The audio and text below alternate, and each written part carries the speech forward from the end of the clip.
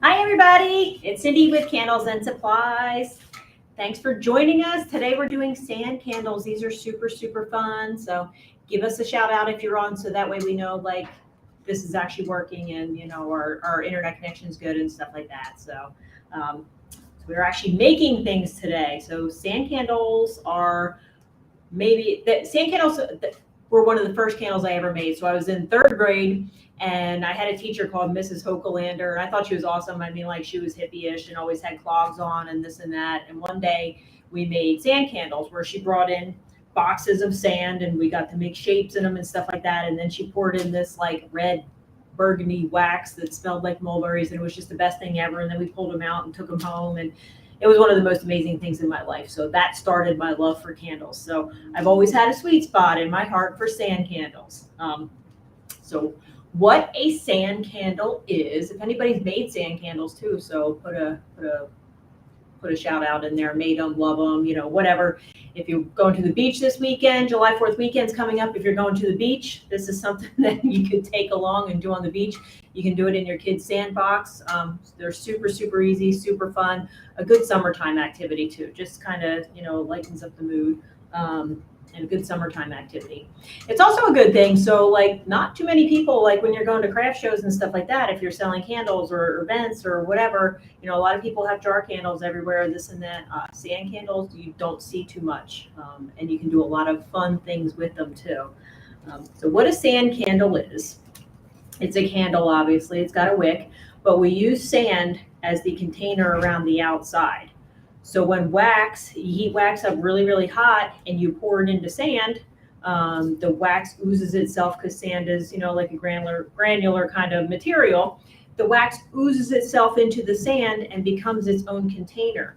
So if you look at this, I'm going to bring this around for a closer look. I put like a fun agate in this too. So if you look at this one, you can see my agate, but on the top you can see that the sand is actually the container around there. So, which is awesome. Yeah. So the sand is a container itself, and then the wax is on the inside. You can refill it too. So if you make these, you can always refill them if people want them to be refilled. My goal in this is like as the candle burns down by putting the agate in there, it's going to show through the agate, like the candle light's going to show through there and everything too. Super cool for like an outdoorsy candle too, so on patios or whatever. Sand candles just look pretty awesome. And they're very, very, very easy to make. Good with kids. If your kids are at home already driving you nuts on summer vacation, it's a good thing to make with kids too, because it's so easy. Anybody can do it. Have the neighbors over, make sand candles with them too, because it's super fun and easy. Keeps them occupied. So, and they're fun. Anyway, so let's get started. You don't need really anything special. The sand that I used, like I said, you can use pretty much anything. I stopped by Lowe's this morning and got this just all-purpose sand. Quikrete clay sand is fine.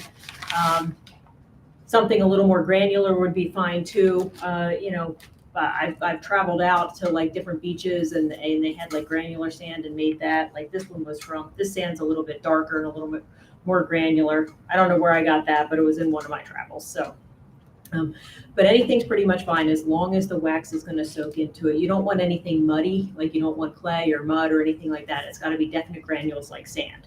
But playground sandboxes are perfect game. So anyway, so the first thing you need to do after that, so you need sand. I usually put the sand in, you could do a plastic bin. This is just a box with a wax bag in it and stuff like that, just to keep it contained. And then I'll close it up afterwards and reuse it. But any sand you find is pretty good. It's open game. You need a heat source, obviously, to melt your wax. I'm using one of our melters, but a melting pot's fine. Something to melt your wax. Color and scent, if you want to color and scent it. A wick, you need a wick for your candle. And again, these, you could do like all different shapes. You could get like, go to the dollar store and get like the sandbox thingies that have like the sandbox toys where they can make castles and stuff like that. Literally, you could use that as, your mold or whatever.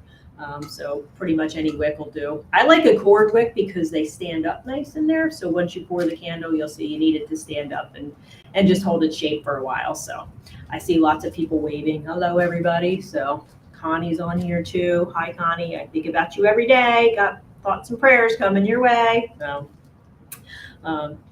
anyway, so, and then You can color and send it. Nice beachy scents are good. You could do it white. This one I did white, but you could definitely add a color if you wanted a color in there too.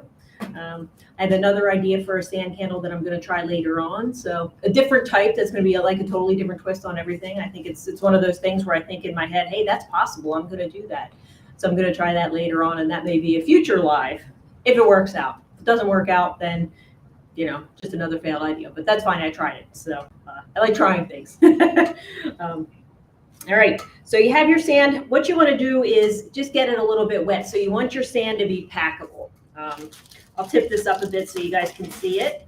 I can't pour it tipped up because otherwise, so you can see it on here. So you want the sand to be packable. So you want it wet enough to be packable. If it's too wet, then the sand is too dense and your wax won't sink into it. But if it's not wet enough, then it's not going to pack, and you're not going to be able to make like that indentation where you want to pour your wax into, because it's not going to pack, close enough for you. So you want a happy medium, not slushy and slurry, but just kind of like this to where, almost like bath bomb consistency. So you want to be able to pack it in your hands, and if you drop it, it's fine. It doesn't need to stay in its shape. We want it a little bit looser than that. So just packable, right? So I would start out with a flat surface, maybe make a little indent, and pretty much anything you can use for a mold. So you just want the shape of something to be able to put into the sand and make a mold. So I'll dig a little bit out, put this in to make the mold.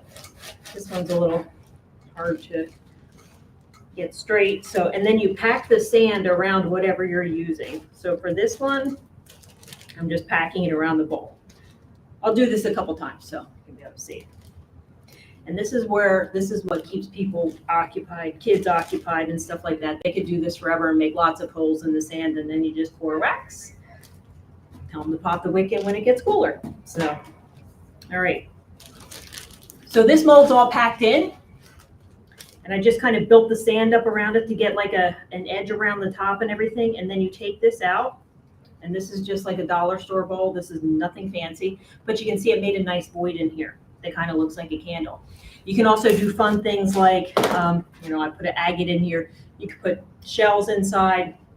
You could put like, little floral beads, whatever, sea glass, whatever you want, just fun things around the outside. Just kind of push them into the sand.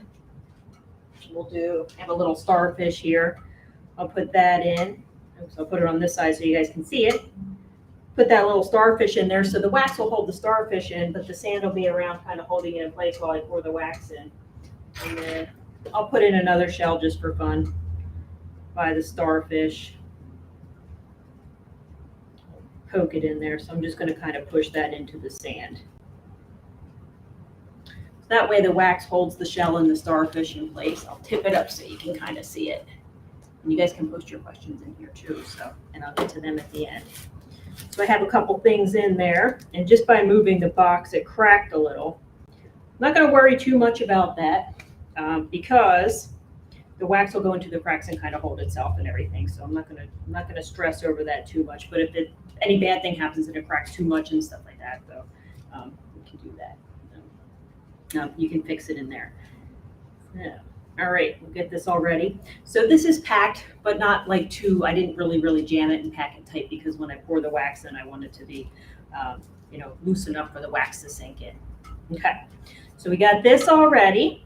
I'm not going to put the wick in yet because we have to pour this wax really hot. So what I use for this, you want to wax with a little bit of body to it. So you want it to have at least, I use at least a 130 melt point or above for this, because I want it to melt nice and be a nice container wax, but you want it to seep in and be hard enough to be its own container as well. So anything above 130, I like for like the inside. So I just have, 130 melt point. I have kind of a menagerie of everything in here. So that's that. You want to heat the wax up super hot though. So like this wax, I want to be about 220 degrees. If it's nice and hot, the wax will sink into the sand very nicely and create the kind of, we don't want the wax to like not sink in too much. So we want that nice rim around it and everything like that. So, all right. So let me take the temperature of my wax. I have my melter set high.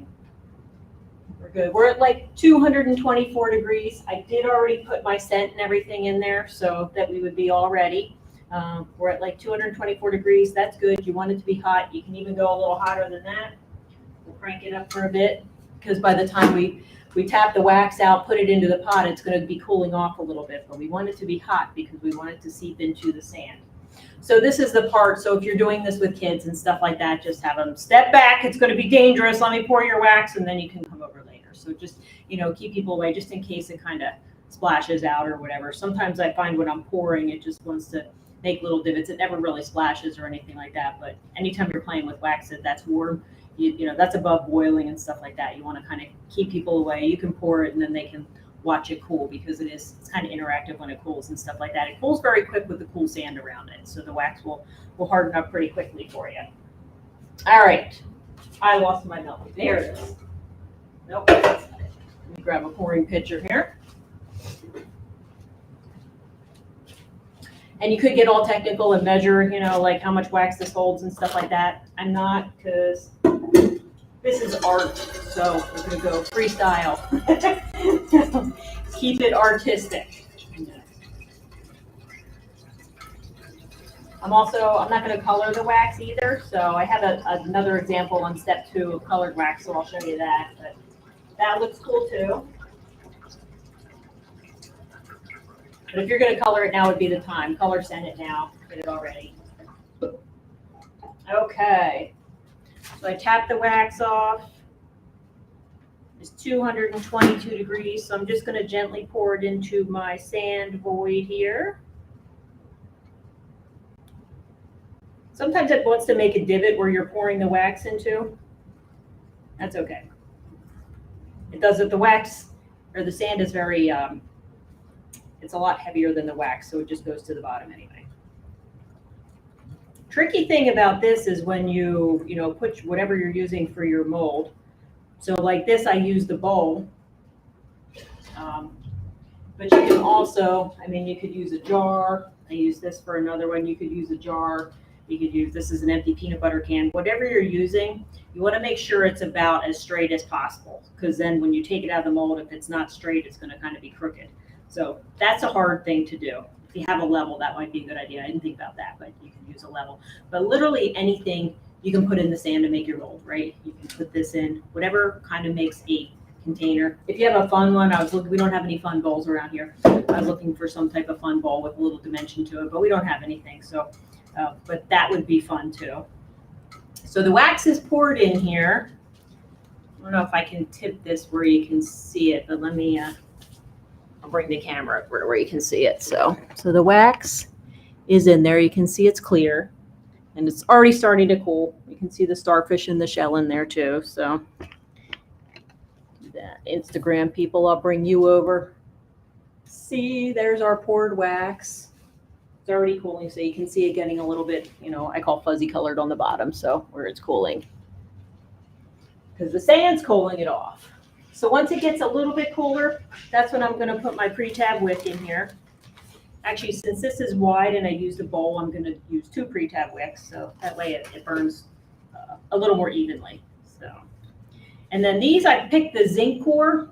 Like I said, I like a cord wick because cord wicks on their own, they stand up. So, right, they're going to stand up nice and tall in there. Anything without a core is going to want to relax when it hits the hot wax. And since this wax is really hot, it's going to relax a lot easier. So I picked a cord wick just so that it would stand up nicely. And I use paraffin too. So, because that heats up a little bit thinner. If you've ever used paraffin in soy or paraffin in any kind of natural wax, you know that the natural waxes are a bit more syrupy than paraffin wax. Paraffin wax gets thinner as it gets hotter. They all get thinner. But I wanted the wax to soak into the sand really nicely. So I chose paraffin just because I knew that would do that. So anyway, so now this is getting, it's a little bit cooler now. So I'm going to put the wicks in. The wax is still pretty warm on the top. So I just got these, I have these skewers that no longer barbecue anything. So I'm just going to put them, I'll lean the wicks up against it just so the wicks can like hang out and stay straight and not flop over in my candle. So those will be my wick babysitters, right? So that's step 1 in stand candles. So you pour the candle and then you let it sit till it gets hard in there. right? So step 2 would be, and the magic of cameras and preparing ahead and everything. That's done. All right, so here we go. Step 2, let's pretend that that was what we just did and now they're cool, right? I poured these a few hours ago, so they are cool and everything. So what happens, sometimes when you pour the candles, they'll get like a divot in the top, so you can see this turquoise one here. It got a little bit of a divot, a little bit leaked out, and that was fine. It kind of made a river in there. That was fine. So these candles have cooled pretty much, but with a little bit of a divot, I'm just going to want to, because paraffin shrinks as it cools and it dips around the wick. I'm just going to fill the void. A little bit of sand got in there. And that's going to be okay, because as it gets a melt pool, it's just going to sink to the bottom. It shouldn't clog the wick. Sand's a little bit too big to clog a wick. Not that it can't. I'm just going to fill the void real quick. So that would be step 2. This is my pretty aqua colored wax. So if you do get a little bit of a void in there, just fill it up. Fill the top up so you have a nice top on there. And let that cool. This one too. That way we have some nice smooth tops.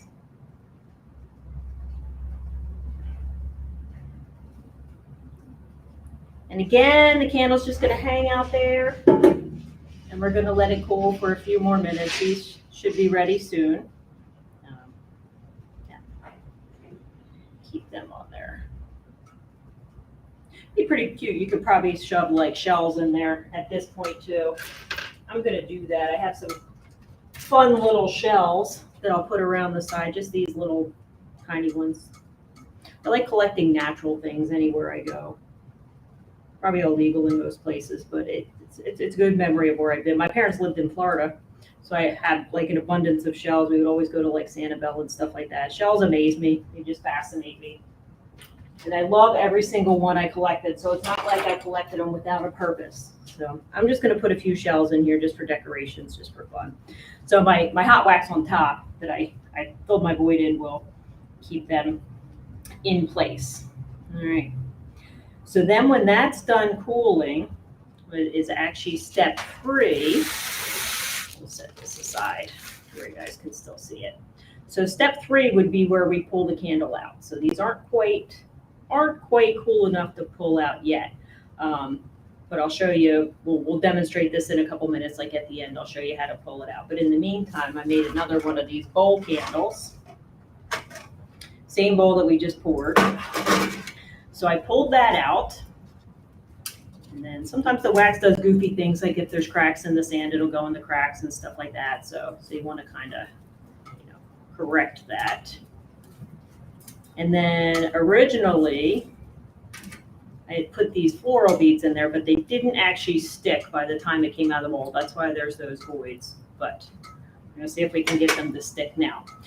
So what we do want to do, you'll see between my finished sand candle and then this sand candle has a lot less of sand around the outside, right? Because it pulled off thinner. Maybe this wax was a little thicker, but I remember when I did this one, what I did is you want to do an over dip, because this is very sandy. So think about this sand candle I would put in my kitchen on my table and stuff like that, because it's been over dipped in wax. So what the over dip does is kind of seal the sand around the outside.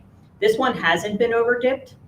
So the sand is going to fall off and make a mess, and sand goes everywhere. We don't want that to happen. That's kind of a pain. So what we're going to do is over dip this in I have like a very high melt point. It's our 156 melt point paraffin. So it's a very high melt point. So it creates a nice hard shell on the outside. That way, it's not going to be subject to heat or whatever. It's going to stay like this. When you burn the candle on the inside, the candle will burn down and leave this container around the outside, so I can refill the sand candle. So, but what we can do, so like after we over dip, what I'm going to do is just push some more sand around the outside. So we'll over dip with the wax.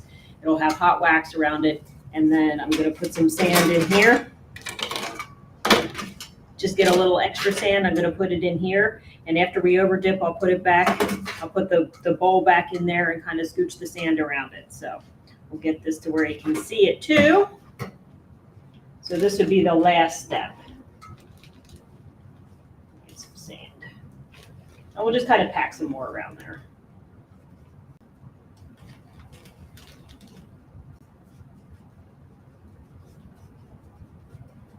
And this part you can have kids do too, because once you over dip, it's not that hot anymore. So, okay, let me clear my workspace here. Push this over.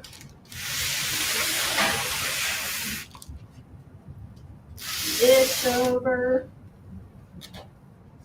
Okay, so I have my sand there. My over dip wax is back here, but I'm going to bring that over.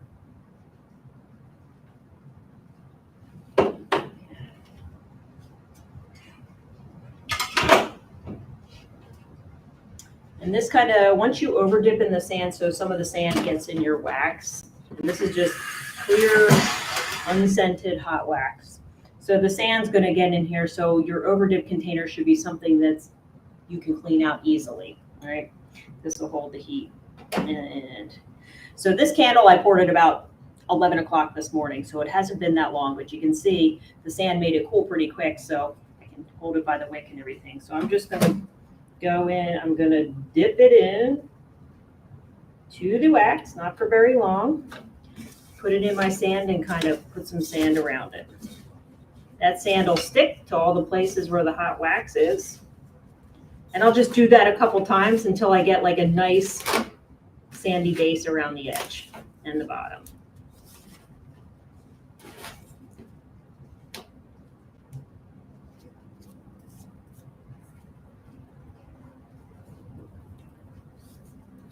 Already that's got a little more sand on it, and then I'm just going to do that again.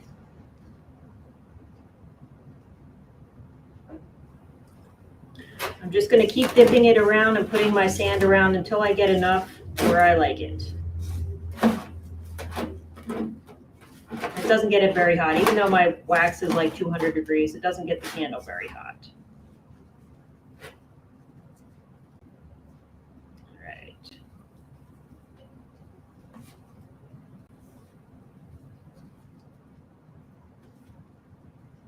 Go again.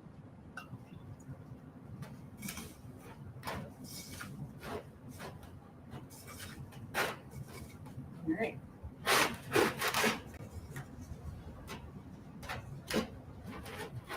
Nice and warm. I just keep putting sand around so it builds up, a nice thick layer of sand. Could also probably add some wax to the sand and put that on. It's going to be a little hotter on your hands to do that. So, but you could try that too. And just keep going until you get like a nice coat on there. So this is already cooling off. It needs to be like a little bit hotter to keep it going. But you get a thicker coat on there and stuff. So that way it creates a nice bowl for your candle. And it's all sealed in so that the sand doesn't kind of, come out and go all over the place. So sand gets everywhere. Yeah. So these are very easy. 3 steps.